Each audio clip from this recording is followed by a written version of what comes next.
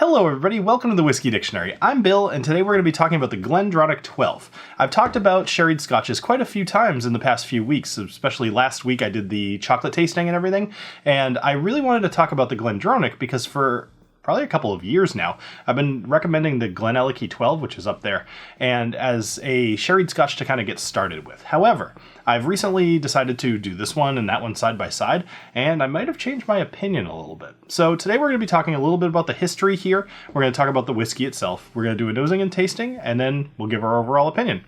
So let's talk about the history. Glendronach was founded in 1826 by James Allardyce. Now, this was 3 years after the Excise Act of 1823, making them one of the first licensed distilleries in the Highlands to actually be producing whiskey. For most of its history, the Glendronach used traditional floor maltings and fired their stills using coal, which I was surprised to read only because I know how much pollution coal gives, and just having that around all of the barley feels like it would somehow affect it.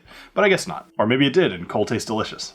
Ownership changed hands as it typically does, and the Glendronach shut down in 1996. However, in 2002, it came back as it was being revitalized by Billy Walker, who's a guy who ended up revitalizing the Glenelg as well. So it's kind of interesting that I see those two as being competitors to each other when, in reality, they were kind of influenced by the same person. And then today, the Glendronach is owned by Brown-Forman, who owns Jack Daniels, and introduced such wonderful things as chill filtration. So, yay. As for this bottle, this is a 43% ABV Highland single malt. It did used to have non-chill filtered on the label here. It no longer does, leading most people to believe it is in fact chill filtered. However, there's some variety in the Glendronach, and some of their stuff is, some of their isn't. Can't say definitively whether this is or not, but I would guess it probably is. One of the coolest things about this, though, is that it is fully aged in sherry barrels. So it doesn't use oak at all. Like, it just uses ex-sherry barrels. And those are both Pedro Jimenez and Oloroso sherry. So very cool. It does have natural coloring, although the color is very much influenced by the sherry barrels. On to the nosing and tasting. Feel free to breathe deep on this one. It's got like no alcohol burn whatsoever, and you're going to want to because this thing's a sherry bomb. Sherry bomb! Some of the easiest ones here are going to be raisins, figs, plums, caramel, very sweet. It's really nice. It's not the same kind of thing that you would get from oak. Like, there's no oak here, and which is really nice. It kind of lets the sherry speak for itself. I'm not sure if I said dates, but think like raisins, dates, figs, those are always kind of the same, but then plums are in there as well. It's hard to get past just the sugary sweetness of this. It's really, really pleasant, and it's almost floral as well. All right, let's go ahead and have a taste. Cheers.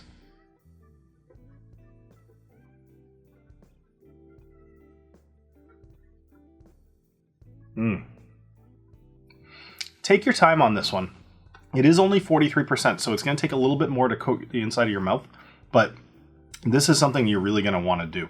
Now, if you remember my video last week, if you ended up watching it, the one about pairing whiskey and chocolate, I talked about how this is a great one to pair with kind of a sea salt based dark chocolate. And oh man, I can see why, because even without it, even like, let's push the sherry influence to the side for a moment. Some of the things, well, actually, sorry, let's just address that real quick and get past it. So dates, figs, plums, raisins, right? But then honey as well. Then some of the stuff that is a little less sherry here, like chocolate and espresso, those are both coming through for me very clearly. And I'm surprised to taste them in here. Not like entirely, but it was unexpected, especially off the nose. I was not getting chocolate or espresso on the nose. So very nice to see in the flavor. Just absolutely delightful. There is a little bit of, what do I want to say this? There's almost like a metallic, think like Irish whiskey, how sometimes they have that copper pot still taste to it. This has that a bit as well. I do not cite it as a downside. In fact, I do like that flavor, but more just so you know, if you're tasting something that tastes a little metallic, that's totally normal, and that should be there. Okay, so let's talk a little overall.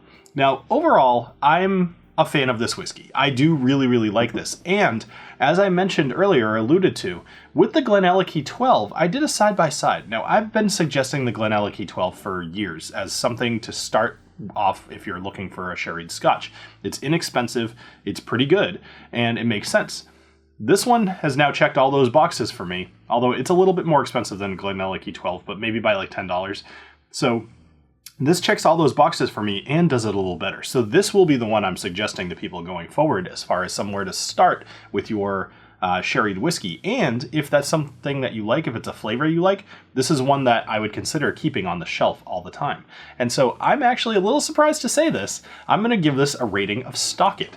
I think that this one would be a great one to just have in your bar, be able to introduce people to sherried scotch, but also enjoy it yourself. This would taste just as good, I love this neat. I could see putting this with a few ice cubes and just relaxing with it. I think that would be pretty good too. Now, some other choices if you're just kind of not about this. So obviously Glendronach E12 would be an obvious choice, right? But then Macallan's sherried version, if you are into buying a Macallan, you're basically going to pay a little bit more, or probably quite a bit more, for something that I would say is comparable. But it's kind of like getting the same thing for more money. So Macallan, but it exists and you should know about the options. And then obviously there's like Aberlour, Abuna is very, very good too. That's a little bit more expensive as well. So when it comes to real, like, comparable whiskeys, maybe the Tamdhu, I think the 12-year, that would be a decent choice as well. But really, do yourself a favor, get the Glendronach E12, get the Glendronach 12. Let me know what you think if you ever end up comparing the two. All right, thank you everybody for joining me here on the Whiskey Dictionary. I hope you have a great rest of your night. Cheers.